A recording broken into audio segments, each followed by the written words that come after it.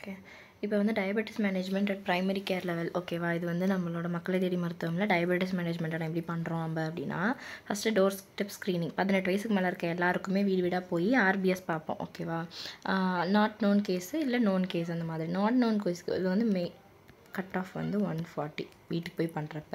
So 140க்கு மேலே இருக்குது அப்படின்னா நீங்கள் டயபெட்டிஸ் சஸ்பெக்ட் பண்ணுறீங்களா இல்லையா? பண்ணுறீங்க அப்படின்னா ரெஃபர் டு பிஹெச்சி. இல்லை அப்படின்னா 1 இயர் டைம் கொடுத்து அதுக்கப்புறம் ரிப்பீட் பண்ணலாம், அவ்வளோதான். ஸோ அதுக்கப்புறம் அதுக்குள்ளே அவங்களுக்கு இந்த வெல்னஸ் ஆக்டிவிட்டீஸ் யோகா பண்ணுங்கள் அது இதெல்லாம் சொல்லிக் கொடுப்பீங்க. ஓகே. ஸோ இப்போ நோன் டயபெட்டிஸு அவங்க அப்படின்னா அவங்களோட ஆர்பிஎஸ் மெஷர் பண்ணுறீங்க, அது வந்து லெஸ் தென் 140 இருக்குது அப்படின்னா ஓகே கண்ட்ரோல்டாக இருக்குது. ஸோ மோர் தென் 45 இயர்ஸ் இருக்காங்க அப்படின்னா இஷ்யூ ட்ரக்ஸ் ஃபார் 2 months வரைக்கும் இஷ்யூ கொடுத்துட்டு ஃபாலோ பண்ணிக்கலாம். அதுவே சின்ன வயசு அப்படின்னா ரிவ்யூ பண்ணி 3 monthsக்கு ஒன்ஸ் நீங்கள் ஃபாலோ பண்ணணும். ஸோ 45க்கு மேலே இருக்கவங்களுக்கு 2 months ஒன்ஸு, 45 கீழே இருக்கவங்களுக்கு 3 months ஒன்ஸ் வந்து நீங்கள் மேனேஜ் பண்ணுறீங்க. ஓகே. அடுத்தது வந்து அன்கண்ட்ரோல்டாக இருக்குது. இப்போ இந்த 140 கீழே இல்லை அதிகமாக இருக்குது அப்படின்னாலும் பிஹெச்சிக்கு அனுப்புறீங்க. ஸோ இப்போ அடுத்து வந்து நம்ம பிஹெச்சி லெவலில் என்ன பண்ண போகிறோம்? பிஹெச்சி லெவலில் ஃபஸ்ட்டு ஸ்டாஃப் நர்ஸு நம்ம மெடிக்கல் ஆஃபீஸர் எல்லாருமே சேர்ந்து எவாலுவேட் பண்ணுவோமா? எவாலுவேட் பண்ணதில் என்ன பண்ணுவோம்? Fasting blood sugar, post Prandtl blood sugar பார்ப்போம். இங்களோட வேல்யூ என்ன? 100 கீழே இருக்குது, 140 கீழே இருக்குது அப்படின்னா நான் டயபெட்டிக் டயபெட்டிக்கு இந்த லைஃப் ஸ்டைல் மாடிஃபிகேஷன் கவுன்சிலிங் கவுன்சிலிங்லாம் கொடுக்கணும். டபாக்கோ எடுக்காதீங்க, வெயிட்டு குறைங்க, சால்ட் எடுங்க, எக்ஸசைஸ் வந்து 2.5 hours per week. ஒரு வீக்குக்கே 2.5 hours இருந்தால் போதும் ஓகேவா?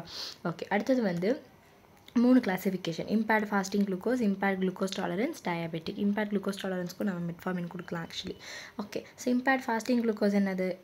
இது வந்து தனியாக இண்டிகேஷனில் கொடுத்துருந்தாங்க. ஓகே. 100 to 125 இருக்குது அப்படின்னா ஃபாஸ்டிங் போயிடுச்சு. போஸ்ட் பிராண்டியல் 140 to 200 அதாவது 199 இருக்குது. இப்போ இவங்களுக்கு கவுன்சிலிங் பண்ணிவிட்டு இயர்லி ஃபாலோஅப் கொடுக்கணும். சிம்டம்ஸ் வருதா அப்படின்னு பார்த்துட்டு சிம்டம்ஸ் வந்தால் ரிப்போர்ட் பண்ணணும் ஓகேவா? ஸோ மற்றபடி இது ஓகே. இம்பேர்ட் லெவலில் இருக்கனால இங்கே பாருங்கள் உங்களுக்கு ஒரு ரிஸ்க் இருக்குது. நீங்கள் வந்து வருஷம் வந்து செக் பண்ணிக்கோங்க. ஏதாவது ஒரு சிம்டம்ஸ் குறுக்க வருது உங்களுக்கு, அந்த பாலியூரியா பாலிடிப்ஸ் அதெல்லாம் வருது அப்படின்னா வந்துருங்கன்னு சொல்லிடணும். Okay.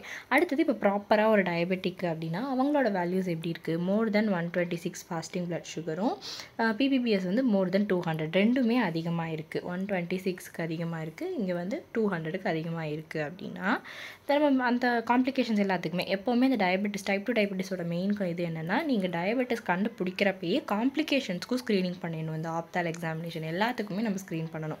Okay. Albumin food exam இதெல்லாம் பண்ணுறேன். ட்ரீட்மெண்ட் ப்ரோட்டோகால் ஸ்டெப்ஸ் 1 to 4 அது வந்து கீழே இருக்குது, அதை நம்ம ஃபாலோ பண்ணணும். ரிவ்யூ எவ்ரி மந்த்லி ரிவ்யூ பண்ணணும் யார் சுகர் பேஷண்ட்ஸ் ஓகேவா? ஓகே. ஸோ இப்போ அடுத்தது வந்து ஆல்ரெடி இது வந்து எல்லாம் புதுசாக கண்டுபிடிக்கிறவங்களுக்கு. ஸோ 100 140 கீழே இருந்தால் ஓகே. 100 to 125க்குள்ளே வந்து ஐசோலேட்டடான இம்பேர்ட் ஃபாஸ்டிங், 140 to 200க்குள்ளே இருந்தால் இம்பேர்ட் போஸ்ட் குளுக்கோஸ் டாலரன்ஸ். அதுவே வந்து 126க்கு மேலே இல்லை 200க்கு மேலே அப்படின்னா அது வந்து டயபெட்டிக்கு அப்படின்னு டயக்னோஸ் பண்ணி லேபிள் பண்ணி நம்ம வந்து அவங்களுக்கு ஃபர்தர் எவாலுவேட் பண்ணிட்டோம். ஓகே. இப்போ வந்து ஆல்ரெடி டயபெட்டிக் ஓகேவா? அவங்களுக்கு வந்து மோர் தென் 140 சரி மோர் தென் 140 இருந்துச்சு அப்படின்னா நம்ம என்ன பண்ண போகிறோம்? அதே தான், மோர் தென் 45 இயர்ஸ் இருக்காங்களா 3 months வந்து வாங்க அப்படி சொல்கிறோம். லெஸ் தென் 45 இயர்ஸ் இருக்காங்கன்னா மந்த்லி ஃபாலோ அப் பண்ணுறோம். இது யாருக்கு? கண்ட்ரோல்டுக்கு ஓகேவா? ஓகே. பிஹெச்சிக்கு வந்து பிஹெச்சியில் நீங்கள் ஃபாஸ்டிங் வந்து 120 அப்புறம் போஸ்ட் பிராண்டில் வந்து லெஸ் தென் 180 அப்படி இருந்துச்சுன்னா நீங்கள் வந்து ஃபாலோ அப் பண்ணிக்கலாம். ஓகே. அடுத்தது அன்கண்ட்ரோல்டாக இருக்குன்னா இன்னும் ஹையர் சென்டருக்கு நீங்கள் ரெஃபர் பண்ணணும். அப்படின்னா என்ன அர்த்தம்? 120 equal to 120 or more than 120 equal to or more than 180 ஓகேவா? இது வந்து நம்ம என்ன சொல்கிறோம்? அன்கண்ட்ரோல்டுன்னு சொல்லி இன்னும் ஹையர் சென்டருக்கு ரெஃபர் பண்ணிவிட்டு காம்ப்ளிகேஷன்ஸ்க்கு ஸ்க்ரீன் பண்ணுறோம். ஆனுவலி ஆர் வென்எவர் ரிக்வயர்டு, எப்போ வேணால் பண்ணலாம். எப்போ அவங்களுக்கு ஏதாவது சிம்டம்ஸ் வருது அந்த மாதிரி ஏதாவது வந்தால் காம்ப்ளிகேஷன் ஐடென்டிஃபை பண்ணி அனுப்பிடும். என்னென்ன பண்ணுவீங்க? Albumin, creatinine, eye exam, TB screening, cholesterol, ECG, foot exam, dental ஸ்க்ரீனிங்கும் பண்ணுவீங்க. ஆமாம், அந்த டென்டிஸ்ட்டும் போட்டிருப்பாங்க. 3 இதுக்கு ஒன்று வந்து ஆப்தமாலஜிஸ்ட்னு நினைக்கிறேன். ஓகே சரி. ஓகே. இப்போ வந்து நம்ம அப்படி என்ன இந்த 4 ஸ்டெப் அப்ரோச் அந்த ப்ரோட்டோக்கால் என்ன அப்படின்னு பார்க்குறோம் ஓகேவா? ஃபஸ்ட்டு வந்து ஒரு காம்ப்ளிகேஷன் இல்லாத நான் ப்ரெக்னென்ட் மோர் தென் 18 இயர்ஸ் இருக்க ஒரு பேஷண்ட் எடுத்துக்கிறோம். ஃபஸ்ட்டு அவங்களுக்கு சுகர் கண்டுபிடிக்கிறப்ப 500 mg மெட்ஃபார்மின் எடுக்க சொல்கிறோம் ஓகேவா? 1 month கழிச்சு வாங்க, பிளட் சுகர் திரும்ப செக் பண்ணிவிட்டு தான் நம்மளும் அதுக்கப்புறம் ஃபர்தர் பிளான் பண்ணணும்னு சொல்லுவோம் ஓகேவா? ஸோ டெய்லி காலையிலையும் நைட்டும் அவங்க வந்து மெட்ஃபார்மின் எடுத்துகிட்டு வருவாங்க. மெட்ஃபார்மின் எப்போ கொடுக்கக்கூடாது ஒரு பேஷண்ட்டுக்கு? Kidney function GFR less than 30 ml/minute இருக்கப்போ கொடுக்கக்கூடாது. அதே மாதிரி இதில் லாக்டிக் அசிடோசிஸ் அதெல்லாம் வரும் இல்லையா? ஸோ அதனால் நம்ம வந்து இந்த லிவர் ப்ராப்ளம்ஸ், கிட்னி டிசீஸ் இருக்கவங்க, சிஓபிடி ஷாக் இந்த மாதிரி இருக்கவங்க யாருக்குமே வந்து கொஞ்சம் பார்த்து தான் கொடுக்கணும். ஓகே, அடுத்தது நெக்ஸ்ட் டைம் பார்க்குறீங்க சுகர் அதிகமாக இருக்குது அப்படின்னா 500லேருந்து 1000 மில்லிகிராம் பிடியாக மாற்றி விட்ருங்க. சரி, அடுத்த மாதம் கழிச்சு வாங்க. இப்போ தேர்ட் ஸ்டெப்பில் 3 ட்ரக்ஸ் வந்து நம்ம வந்து ஆட் பண்ணலாம். 3ல் ஏதாவது ஒன்று. ஓகேவா, மெட்ஃபார்மின் கூட. ஓகேவா, ஆட் தான், it's not replacement, it is adding. எப்பவுமே டயபெட்டிக்ஸில் அப்படி தானே, ஒன்று கூட எக்ஸ்ட்ரா இன்னொன்று 2 ட்ரக் ஆகும், அப்புறம் 3 ட்ரக் ஆகும். So first glimepiride 1 milligram to 4 milligram maximum. அடுத்தது வந்து கிளிபிசைடு, அது வந்து 5 milligram to 15 milligram. Glibenclamide 5 milligram to 10 milligram. ஓகேவா, 1 to 4 கிளிமிப்ரைட், கிளிபிசைட் 5 to 15, கிளைபென்கிளமைடு வந்து 5 மில்லிகிராம் to 10 மில்லிகிராம். இதையும் அதே மாதிரி தான் 30 டேஸு கொடுத்துட்டு பிளட் சுகர் செக் பண்ணுறோம். இவங்க வந்து சல்ஃபனைல் யூரியாஸ் தானே. ஆமாம், இவங்க எல்லாருமே செகண்ட் ஜென்ரேஷன் சல்ஃபனைல் யூரியாஸ். இவங்க எல்லோரும் என்ன பண்ணுவாங்க, இன்சுலின் அதிகம் பண்ணி விடுவாங்க. ஸோ இவங்களில் வந்து ஹைப்போக்ளைசீமியா ரிஸ்க் இருக்குது. ஓகேவா, ஓகே. சரி, 4th ஸ்டெப். இதுக்கு அப்புறமும் நான் இதாக இருக்குன்னா தேர்ட் ட்ரக் என்ன போடுவீங்கன்னா வில்டாக்லிப்டின் 50 மில்லிகிராம் போடுவீங்க. DPP-4 inhibitor. இதோட சைடு எஃபெக்ட் வந்து பேங்க்ரைட்டிஸ் வர வாய்ப்பு இருக்குது, நேசோஃபெரிஞ்சைட்டிஸ் வர வாய்ப்பு இருக்குது. ஓகேவா, சளி வரும், அப்படி சொல்லி அனுப்பணும். ஸோ எப்போ வந்து கான்ட்ராண்டிகேஷன், ரீனல் ஃபெயிலியரில் வந்து இந்த கிளிப்டின்ஸ், இந்த வில்டாக்லிப்டின்ஸ்லாம் இருக்குது இல்லையா, DPP-4 இன்ஹிபிட்டர்ஸ் வந்து கான்ட்ராண்டிகேட்டட் எக்ஸப்ட் லீனாக்லிப்டின் மட்டும் வந்து சேஃப் இன் ரீனல் ஃபெயிலியர். இது ஒரு முக்கியமான கொஸ்டின் ஆக்சுவலி. ஓகே, அதே மாதிரி என்ன பண்ணணும்னா, இந்த மாதிரி நீங்கள் ஒரு தடவை பிளட் சுகர் வந்து மந்த்லி ட்ரக் மாற்றி செக் பண்ணும்போது ஃபஸ்ட்டு மெட்ஃபார்மின் 500, அடுத்து மெட்ஃபார்மின் 1000, அடுத்தது வந்து கிளிமிப்ரைட், கிளிபிசைட், கிளிபென்கிளமைடு, 3த்துலேயும் இருக்க 3ல் ஏதாவது ஒன்று, அதுக்கப்புறம் வில்டாக்லிப்டின். இது எல்லாமே பண்ணும்போது உங்களுக்கு சுகர் கண்ட்ரோலாக இல்லைனா நடுநடுவில் நீங்கள் என்ன பண்ணணும், ரெகுலராக எடுக்கிறாங்களா, கரெக்டாக எடுக்கிறாங்களா, டைமுக்கு எடுக்கிறாங்களா, அதெல்லாமே செக் பண்ணணும்.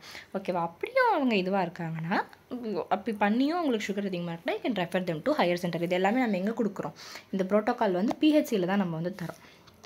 என்ன PHC டான்ஸ் ஆடுது, ஓகே, PHCயில் கொடுக்குறோம். ஓகேவா, ட்ரீட்மெண்ட்டோட டார்கெட் என்ன, நம்ம கண்டுபிடிக்கிறப்ப என்ன சொன்னோம், ஒரு புதுசாக கண்டுபிடிக்கிறவங்களுக்கு 126 200, அதுவே ஆல்ரெடி இருக்கிறவங்களுக்கு எவ்வளோ 120 180. இது எல்லாத்துக்கும் மேலே இருந்துச்சுன்னா ட்ரக் கொடுத்துட்டு டார்கெட் வந்து எப்படி வைக்கிறீங்க, 120 180. அதான் இந்த டயபெட்டிஸ்காரங்களுக்கு கொடுத்த அதே டார்கெட், டயக்னோசிஸ் பண்ணவங்களுக்கு கொடுக்குற டார்கெட். ஓகே. சரி, இப்போ இந்த ஃபுட் எக்ஸாமினேஷன் பண்ணணும்னு சொன்னாங்களே, அது எப்படி பண்ணணும் அப்படின்னு பார்க்கலாம். இந்த மோனோஃபிலமெண்ட் டெஸ்ட்டுக்கு பேர் சீம்ஸ் வீன்ஸ்டன் மோனோஃபிலமெண்ட் டெஸ்ட். ஓகேவா, அந்த மோனோஃபிலமெண்ட் எடுத்து பர்பெண்டிகுலராக வைக்கணும். என்னது, பர்பெண்டிகுலராக வைக்கணும். ஓகே, ப்ரெஷர் கொடுக்குறீங்க. ப்ரெஷர் கொடுத்தீங்கன்னா என்ன ஆகும், பக்கிள் ஆகும். பக்கிள் ஆகிட்டு நீங்கள் ரிலீஸ் பண்ணிடுவீங்க. ஓகே. இப்போ வந்து நீங்கள் என்ன பண்ணணும்னா,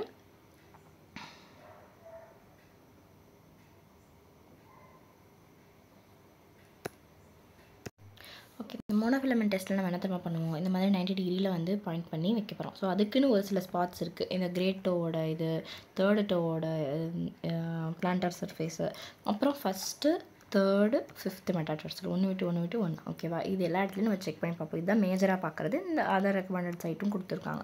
ஸோ இதில் வந்து டெஸ்ட் பண்ணும்போது பேஷண்ட் கண்ணை மூடி எனக்கு ஃபீல் ஆகுதா இல்லையான்னு வந்து சொல்லுவாங்க, சென்சேஷன் ஃபீல் ஆகுதா இல்லையான்னு சொல்லுவாங்க. ஸோ மொத்தமாக ஒரு 10 சைட்டை நீங்கள் பார்க்குறீங்க அப்படின்னா 8 சைட்டுக்கு அவங்களால டிடெக்ட் பண்ண முடியுதுன்னா it's okay, they are fine. Less than 7 sites தான் அவங்களால பண்ண முடியுது அப்படின்னா நியூரோபதி வந்து ப்ரெசென்ட் அப்படின்னு நம்ம வந்து டிடியூஸ் பண்ணணும், இன்டர்பிரேட் பண்ணணும். ஓகேவா, ஓகே. ஸோ இப்போ வந்து மக்களை தேடி மருத்துவமில் பொறுத்த வரைக்கும் என்னென்ன ஃபாலோ பண்ணுவாங்க, physiotherapy, palliative care, CAPD bag distribution பண்ணுவாங்க அப்படி சொல்கிறாங்க. ஓகே, நோட் ஒன்று கொடுத்துருக்காங்க, வாங்க பார்ப்போம். இப்போ பிளட் சுகர் மோர் தென் 400. ஓகே, நம்ம வந்து 120 180 பற்றி பேசிட்டு இருந்தோம். இங்கே வந்து ரேண்டம் 400க்கு மேலே ஏன்னா டைரெக்டாக நீங்கள் வந்து ஹையர் சென்டருக்கு ரெஃபர் பண்ணிடணும். ஓகே, அன்கண்ட்ரோல்டு இன்ஃபெக்ஷன் இந்த மாதிரி CAD CKD இந்த மாதிரி காம்ப்ளிகேஷன்ஸ்லாம் இருந்துச்சுன்னா டேரெக்டாக வந்து ரெஃபர் பண்ணிடணும். குளுக்கோமீட்டரை வந்து 3 months ஒன்ஸ் நீங்கள் கேலிப்ரேட் பண்ணி பார்க்கணும், இந்த கண்ட்ரோல் வச்சு கரெக்டாக இருக்கா அந்த மாதிரி செக் பண்ணணும்.